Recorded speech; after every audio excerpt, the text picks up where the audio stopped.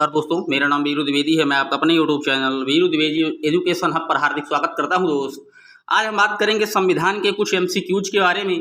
तो पहले मैं बता दूं संविधान के बारे में आपको हल्का सा कि संविधान को जो बनाने का मुख्य श्रेय था वो कैबिनेट योजना था, कैबिनेट मिशन की देन पर भारत का संविधान बना था मेरे दोस्त।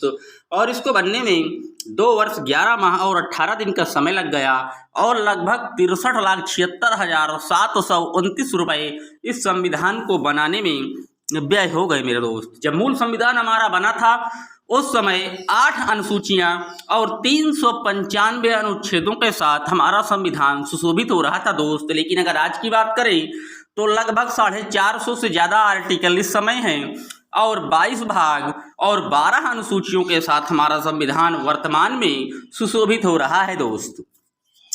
जान लेते हैं कि कौन सा चीज किस संविधान से भारत में लिया गया है। जैसे संसदीय व्यवस्था ये ब्रिटेन से ली गई है दोस्त।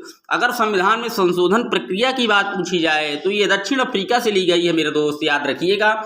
बात करें अगर कि न्याय सिस्टम की व्यवस्था कहाँ से ली गई है, न्यायिक पुनरावलोकन, तो यूएसए से ली गई है और यहीं से मूल अधिकार की संकल्पना भी ली गई है मेरे दोस्त। लेकिन अगर मूल कर्तव्य कोई आपसे पूछ ले तो याद रखिएगा कि रसिया का नाम आता है उसके लिए। और नीति निर्देशक तत्वों की कोई बात पूछे तो याद रखिएगा वो आयरलैंड से लिए गए हैं मेरे दोस्त। आइए अब चलते हैं कुछ संविधान के एमसीक्यूज के बारे में। तो पहला प्रश्न पूछ रहा है आपसे, भारतीय संविधान के डैश डैश में नैसर्गिक न्याय का सिद्धांत तो वर्णित है। तो जो इसका राइट ऑप्शन होगा वो होगा बी ऑप्शन। अनुच्छेद 14 में भारतीय संविधान के नैसर्गिक न्याय का सिद्धांत वर्णित है दोस्त। आप लोग इनकी क्यूज को अच्छे से करिए और फिर कमेंट बॉक्स में जरूर बताइएगा कितने आपके सही उत्तर हुए मेरे दोस्त। तो पहले का बी ऑप्शन करेक्ट आंसर है। चलते हैं दूसरे प्रश्न पर। दूसरा प्रश्न कह रहा है डैश डैश के तहत संसद जो है सशस्त्र बलों का पुलिस, खुफिया ब्यूरो, दूरसंचार प्रणाली में नियोजित व्यक्तियों को उनके कर्तव्यों का उचित पालन सुनिश्चित कर सकती है या युक्त प्रतिबंध लगा सकती है।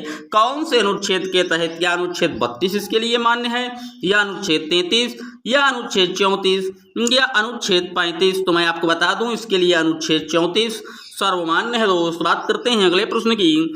निम्नलिखित में से कौन सा कथन मौलिक अधिकारों के संदर्भ में सही है? यह न्यायालय द्वारा अपरिवर्तनीय है।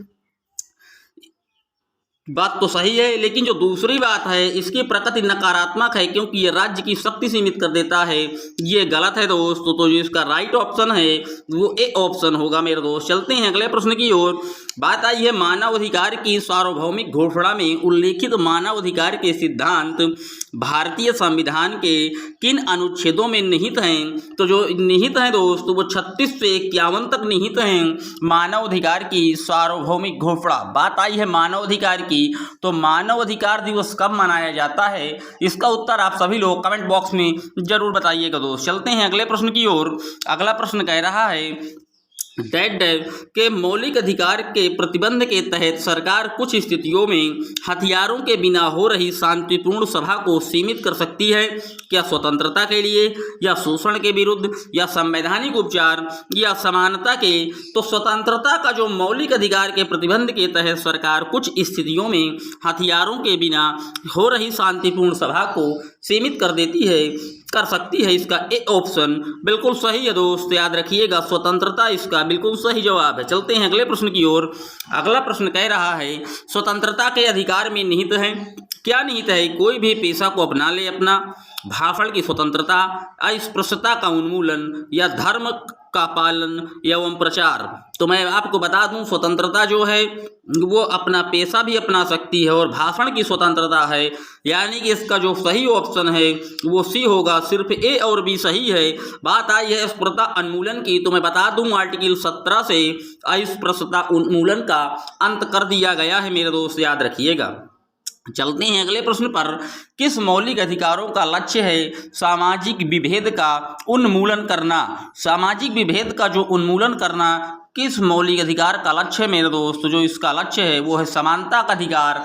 ए ऑप्शन एकदम करेक्ट है दोस्त। चलते हैं अगले प्रश्न की ओर।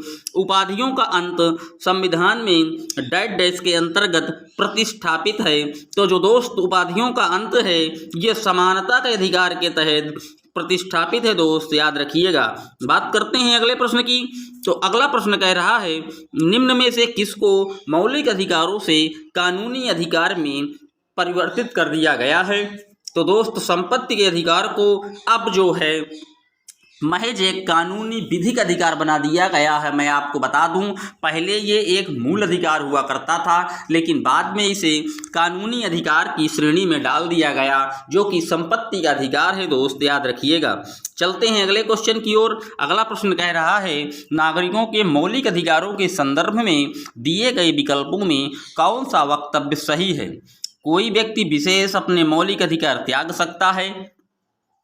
जो कानून तथा कार्यकारी कार्यवाही मौलिक अधिकारों के विरुद्ध हों वो अमान्य और रद्द माने जाएंगे। बिल्कुल सही है। इसके ए और दोनों ऑप्शन सही हैं, तो जिसका राइट ऑप्शन होगा वो डी फॉर डेनमार्क होगा दोस्त, याद रखिएगा। चलते हैं अगले प्रश्न की ओर। भारतीय संविधान के अनुच्छेद 20 डैश डैश से संबंधित है। तो मैं आपको बता दूं जो भारतीय संविधान का आर्टिकल 20 है वो दोष सिद्ध के संबंध में संरक्षण के लिए है दोस्त, याद रखिएगा। इसका बी ऑप्शन एकदम सही जवाब होगा दोस्त, याद रखिएगा। बी ऑप्शन एकदम सही होगा। चलते हैं अपने आखिरी प्रश्न की ओर। आज का आखिरी प्रश्न है संविधान के कौन से अनुच्छेद के तहत मजिस्ट्रेट की अदालत में याचिका दायर करके कोई भी नागरिक किसी सार्वजनिक मुद्दे पर न्यायालय जा सकता है? तो वो है आर्टिकल 32 सी ऑप्शन। आर्टिकल 32 में आप जो है सुप्रीम कोर्ट जा सकते हैं मेरे दोस्त, याद रखिएगा। इसी आर्टिकल 32 को बाबा भीमराव अंबेडकर जी ने संविधान का आत्मा भी बताया था मेरे दोस्त, याद रखिएगा। इसे संवैधानिक उपचारों का अधिकार भी कहा जाता है दोस्त, याद रखिएगा। ये सीरीज आपको कैसी लगी कमेंट बॉक्स में जरूर बताइएगा। और हाँ, अगर आपको मेरे द्वारा कराए जा रहे प्रश्न अच्छे लग रहे हैं तो इस चैनल को ज़्यादा से ज़्यादा आप सपोर्ट कीजिए, सब्सक्राइब कीजिए, लाइक कीजिए। मिलते हैं एक और वीडियो में, तब तक के लिए जय हिंद जय भारत।